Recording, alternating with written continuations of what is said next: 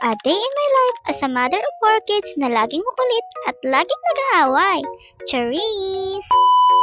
Lunes na naman nga, kaya naman may pasok na naman ang aking mga anak. Kaya naman maaga na naman nga ako nagising para magluto ng almusal at maghatid sa school sa aking mga anak. At pagkatapos ko nga maghatid sa school, eto at may pupuntahan nga ako saglit. Nagbihis nga ako ng maayos-ayos at nagpulbo na rin ng kaunti para naman hindi makandugyat ang mima nyo. Bali, magpapakuha nga ako ng ihi sa napende kong medical dahil kailangan ko nga matapos na iyon. Kukunin ko na nga rin yung PSA na na-request ko sa SM dahil hinihingi na nga ng teacher ng aking mga anak. Napakagastos nga talaga magpaaral dahil biruin mo PSA pa lang ay nasa 200 plus na ang isa. At dahil tatlo nga ang nag-aaral ko, ay tatlo ang kinuha ko kaya naman nasa 600 plus din ang binayaran ko. Meron pa nga ako isang anak na hindi ko pa nga nakukuha ang PSA dahil nga naubusan na rin ako ng pera. Sabi ko nga pag nagkapera na lang ulit ako, tsaka ko siya i-request ng PSA niya.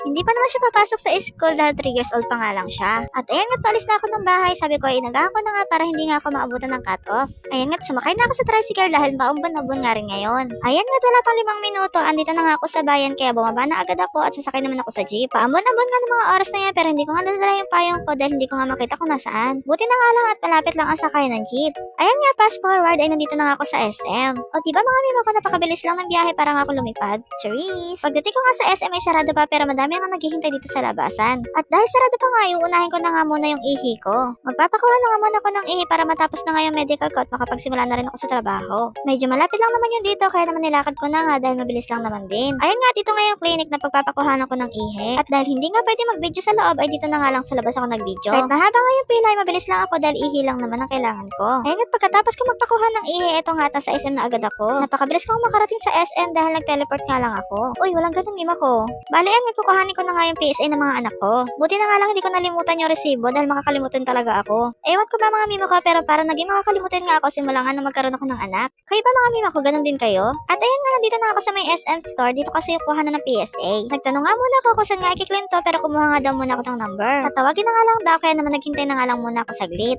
At after nga ng ilang minuto, eto nakuha ko na yung PSA ng mga anak ko. At syempre pagkakuha ko ay uwi na nga rin ako dahil wala naman akong gagawin dito. Pagkalabas ko nga lang ng SM, eto't may naghihintay na ang jeep na sasakyan ko. Yun nga lang ay wala pang sakay kaya naman matagal-tagal pa nga ako maghihintay dito. Dahil Lunes nga ngayon, panigurado akong traffic na naman pag-uwi ko. Magsasabay-sabay naman nga kasi mag-uwi ang mga estudyante. At dahil dyan, hanggang dito na nga lang ang video ko. Huwag niyo kakalimutan mag-like at follow mga mima ko. Salamat sa panonood. Bye!